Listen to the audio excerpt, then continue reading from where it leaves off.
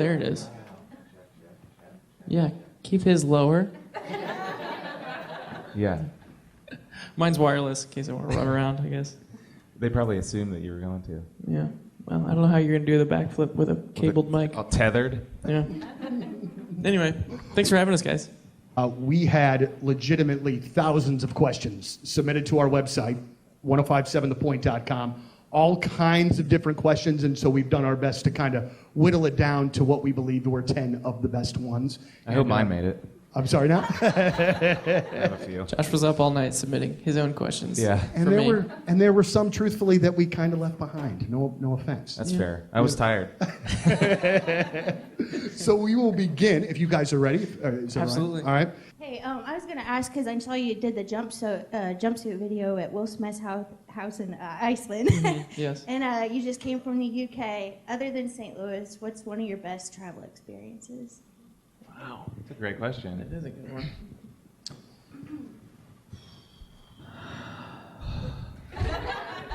You think we'd be better at this? Yeah. Well, I will say everything kind of becomes a blur at some point because I mean we've been traveling a lot.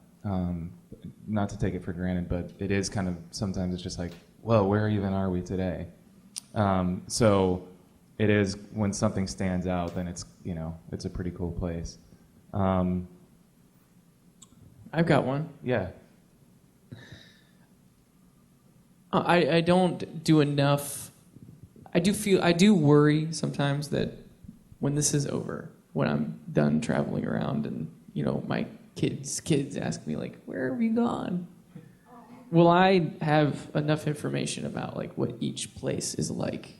And so I'm trying to challenge myself to get out and see things and actually enjoy the different cultures and cities that I'm in. One of the things that I'll never forget, though, is we went to New Zealand and we visited Hobbiton, where they shot The Hobbit. And so, I mean, that was a moment for me because it's one of my favorite series of movies. To see that in person, there was a moment. I was like, I'm glad I got out of the tour bus for this one. So, what has been your biggest challenge as a band? Have you been able to overcome that challenge? If so, how? That's a great question. biggest challenge as a band. So far, mine's been learning how to play the drums, Yeah. and I haven't quite overcome it, but Working on it. I'm still practicing. I would say a practical challenge is just trying to get people's attention when you start. You know, how many people want to do music, for a living or even just a hobby? And that was something that Josh and I spoke a lot about, is how do we get people's attention? And we did that all kinds of different ways, some crazier than others. It started out, some of the things stuck around, like the skeleton outfits that we would wear when we would play. We had a show that night in some city that we knew hardly anyone was going to be at the show. We went to a local Halloween store and bought 2 skeletons, and we're like, maybe they'll remember us if they remember those 2 skeletons that we're playing on stage. I actually switched over to the skeleton later because right. I realized that he made the better choice at the Halloween store because I bought a gorilla costume, and it was impossible to breathe. And so then I was like, you know what, I'm going to go back and get that one because it's way better. That's right. You had to transition to the skeleton. Yeah. So that's one challenge. Another challenge would be eating healthy on the road. I'd be lying to you if I were to tell you that we've been up for hours, because we haven't. A couple hours. Maybe. A few, maybe. But that means, when the show is over, that's like dinner time. For most people, that's when you go to bed. And what's available and open around that time is just really terrible stuff for you to eat. So that's been a challenge. And now that we have made it to, bigger venues, we can have catering that's giving us healthier stuff, and we're not feeling like garbage every night. So, but there was a few years there where it was not looking good. Yeah, and also, we're forced to Taco Bell or whatever, and then, which is great. Yeah, we still eat it. Don't knock we it. love it. But also, I think during that time especially, it was just like, all right, we can afford for everyone in the van to get 2 items. Yeah. So that was our like compromise. It was healthier that way. Yeah. So you're both self-taught musicians, and I'm curious as to which instrument you picked up first, what song you first learned, and what age you were. Great question. I started playing the trumpet. That was the first one that, for some reason, I have no idea why, like, was really drawn to it. And I bought one, and then I played it in middle school. I think it was 6th grade. And the first song I learned, probably, I don't even remember. Mary Had a Little Lamb, probably. One of those, like, Fire. Yeah, like, It's a fire song. and then I was like, this needs a sick beat. Yeah. So then I tried to play both at once, Didn't work. and it didn't work, and I Yeah. just stuck with the drums. For me, my first instrument was the piano. It's actually a keyboard, so it's a tiny little thing. In fact, I was over at my parents' house a few days ago before tour started, and our family, extended family is getting larger. I have a couple of new nieces now. So my brother has a little baby girl, and my sister with her husband have a little baby girl as well. And they're sitting on the living room floor, and kind of the last family get together before we head out for a while. And to entertain the 2 little babies, my mom pulls out this keyboard, and no one realized that I was having a moment because I hadn't seen that keyboard in so long. Because to her, it was just casually, oh, here, pull this out. They're playing with it. Actually, Mia vomited all over it and didn't think much of it. But I'm looking at this thing, and I'm seeing the buttons on there to start the different songs and the visuals, and everything is coming back to me. Like, this is it. This is and I leaned over to my wife. I was like, that's the keyboard that I first started. Like, when I hit play, it played it for me, and I wanted to do it myself. And this is the thing I stared at for hours and hours and hours. And so it was this tiny little keyboard. My parents still have it, I guess. And the first song that I learned to play is the Pachelbel Canon, which is kind of like the wedding song, but it's doom, doom, doom, doom, doom, doom, doom, doom. And it's just, I don't know what it was about the chord progression. I loved it so much. And so, yeah, I think my story was better than yours. Sorry. So I'm in grad school to get my master's degree in graphic design. So a lot of times I get like really burnt out in like the creative process. Like I can't like create anything new. So I was wondering if you ever get stuck in that rut and like what you do to like pull yourself out of it.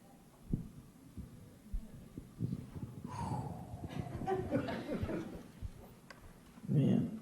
I feel like I'm talking a lot. Am I talking too much? No. Okay, thanks. Actually, if you were to take our new record, it's called Trench. If you look at the 14 songs, you laughing? Because, like, of course you know that, I guess. I don't know. There's actually a few moments on the record that you can, at least for me, I know that was a moment where I hit a wall. I didn't know, like, nothing was sticking. I felt like everything I was doing didn't feel right, didn't feel new, didn't feel inspired. And one of the things that I did was I completely changed the type of song, the style of song, the way that the lyrics were hitting. I tried to turn everything on its head and approach it in a completely different way. And the moments of the record is a song called Neon Gravestones, which is kind of right in the middle of the record. The song is in a time signature. It's called 3/4, which is different than 4/4, which is most of the songs that you hear is in 4/4. And then also the lyrics being very black and white and saying exactly what I wanted to say rather than trying to come up with some metaphors for it, which is usually what I do. So to use as an exercise, like, let me just focus on something completely different than what it is that I have been trying to accomplish. Get it out of my system. And a lot of times those things you throw away afterwards because it just helps you get it out of your system, and then you're able to continue. And then the other song that happened in the record was Pet Cheetah, where completely different feel, different song entirely, but it was also, the point was it was so different from everything else that I was trying to do, that it helped shock the system, And so when you hit that creative wall, look around at your surrounding. Like, where am I trying to create? What room am I in? You know, what are some of my habits? I always start with this, and then I try to build off that. Try to change the foundational starting points that you don't even realize that you're doing as a habit, and then you start to see things in a different light, and that can really help in any creative path. Which song of your songs is the hardest, most emotional song to perform because of the meaning story behind it? Well, there's a song on the new record. It's called Trench. You just check it out or stream it or something. There's a song called Legend that I've never actually played live before. And it's about my grandfather, who passed away this year. And he was very important to me. And I don't know. I don't know what it's going to be like to perform that. It'll probably be pretty tough, actually. So that's the first one that comes to mind when asked that question.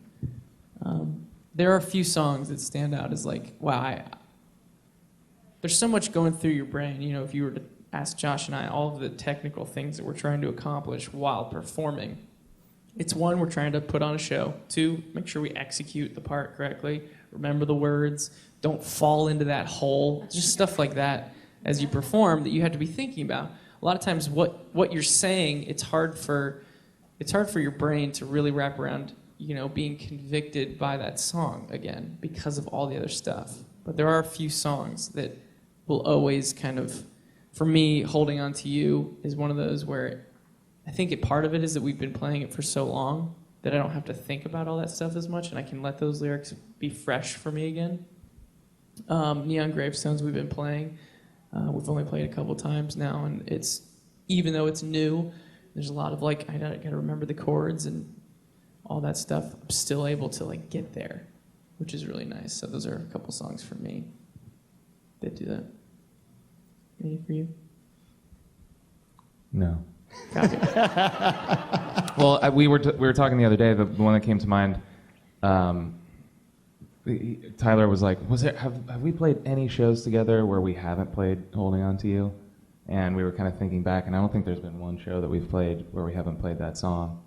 And kind of going back to a question before, I do think about some of those moments in the past where we're trying to get people to pay attention, and in a way, it's like a little emotional just because of that, like the history of us traveling around in like rooms smaller than this with less people than this to watch us perform, and you know, now we get to go play it tonight for more people, and it does, yeah, I think, and also kind of what you said, you can kind of shut off your brain a little bit because it's kind of like just like autopilot. You can reflect on that a little bit more, and it is cool and special. Do you ever find it restricting to be a two-man band when playing live shows? And have you ever thought of adding additional members for live tours to play other instruments, sort of like a Nine Inch Nails approach? Yeah, there's something very easy logistically about it being a two-person band, still today, but also even more so when you first start out. When someone's late to band practice, it's only like one other guy. So you only have to have one conversation. I've always talked about some of the negatives are, you know, like a lot of bands huddle before a show to fire up. It's really just a animated hug for us, I guess, since it's just two of us. And then a few other things. There is something about, we never want to be too comfortable on stage. We never want to feel like, oh, I've been here before and this is very easy. And there's something about adding members and something about that feels like it'd be solving a problem, and having kind of that struggle every night to like, I wonder if this is enough. Like, I know it's just two of us. We got to like try harder. Kind of helps to motivate. All that being said, I think that there's something really special about when, you know, a group of people are on the same page musically, and it's something that obviously we get a bit out of just playing with each other, but the more you add, it can be quite magical as well. So I would never rule it out entirely, but for right now, we like the challenge. If you were to only be able to release one of your albums, which one would it be and why? Just throw it out the window. You're released. Wow. You're released. Go find your home. Sorry we've kept you caged in this house for so long. The rest of you have to stay. You have to stay here. I'm not sure whether to interject or not, just so we're clear here. I love that you're unsure of that, by the way. It's right where we like to be. No, I guess it would have to be this new record called Trench. That no, Has it been called this whole time? What? It's called Trench? Yeah. Okay. It's good to know. Yeah, I think it's we never wanted to turn our back on like old records. Obviously, those are very important to us. Things that still mean a lot to us today. But obviously, the latest thing that you've released is the most important to you at that moment because it kind of is a snapshot of who you are. And so we would probably say this newest one would be the one we would release. And also, it's got a bird on the cover, so it makes sense with the whole release metaphor. It's very true. Hi. I'm easy. It's going to be, what would you say is your weirdest fear? Weirdest fear? What's your weirdest fear? My biggest fear is talking in front of people. For real. It's weird. I don't like it at all, but... You know what's weird about it? We've talked about it, though. Like, if you were to just start removing one person at a time, at some point you'd be like, this is fine. It's like a conversation at that point rather than like a presentation. And maybe the microphone's not helping. It doesn't help. I think I've gotten used to it, but I've never ever liked it in high school. I had to figure out like how to, like write a paper or something instead of give a speech because I was crippling. And also snakes. For me, I don't know if I have a weird fear other than, I guess I'm not very like, it's hard for me to try new foods. But see, it's not like a fear as much as it's like I'm hungry and I want to take advantage of this moment with something I know is gonna hit the spot. Right. Like I'm not really into the whole like Magellan exploration side of the culinary thing that my wife loves to like, oh, that I've never seen that before. Looks and smells terrible. Let's try it. Not into that, sorry. When you write your songs, do you create the music and find the words after, or do you write the words and the melody follows? This is a terrible question. I'm kidding. What if I didn't say I'm kidding after that? That would have been really weird. Just leave it Super awkward. No, that is a good question. It does. I mean, the easy, kind of shorter answer to that is that it changes all the time. I think that when you'll notice in some of our songs, there's a section people would call rapping, and that's a moment where I've decided to write lyrics first, more times than not. And it's because when you work on a poem, I've always said that when you crack open the CD booklet of your favorite song, the thing you're most surprised about is how few words there are actually. Even though the song's like 5 minutes, you're like, wait, that's it? It's just that? But you forget about how long you hold out a word when you're singing it, and so it just kind of lasts longer. So when I tried to be more intentional about lyrics and wanted to write lyrics first, I'd work on this poem and try to construct it and bookend it and make it feel real nice. And then when I would try to put it to song, I realized it's just way too much. And so I didn't want to ruin kind of what I worked on and just started saying it on time. And then that's kind of how the rapping started. So it's either, but I would say most of the time it's music first, but then there are a few times where it's lyric first, and more times than not, that's when you hear the rapping side of things. All right, so the slow unfolding of Trench has opened up a new type of story building for 21 Pilots, and its release has inspired a lot of fan interpretations of this new world. And I was just going to ask, are there any key elements that you hope that fans take away from Trench when it comes to their own personal interpretations? That's not that great of a question. You are way better than with a microphone than me, though. Yeah, so. that you killed that. Do you know how to play the drums? Oh, piano? Okay. 2 piano players? No, I think I'd just be out. Well, he's good at playing the drums on the keyboard. That's if right. you got like I one of do those that. drum things. Yeah. You're out still then? Yeah. Okay. Yeah, no, the story, the narrative on this new record is something you could say I spent just as much time on as the music itself. There's something odd about like speaking about it into the air because it's almost kind of meant to be hidden. It's meant to be discovered. And there was an aspect of people discovering us that started to get lost as things got bigger. And I wanted the story to be something that could be discovered again. I think in broad strokes, the narrative is really about being in between two places. Feeling like you should leave one place, but you're not really sure where you're supposed to be going, where you're headed, but you know you're headed in that right direction. And I think that's a concept that a lot of people could find their own story inside of. I think we're all kind of in between those two places right now. We know where we're not supposed to be anymore, but we're not quite sure exactly what that end result is. And I think it's also important to know that at the end of the record, the song Leave the City doesn't necessarily define, and then I found the place, and here's what it's called, and here's what it's like.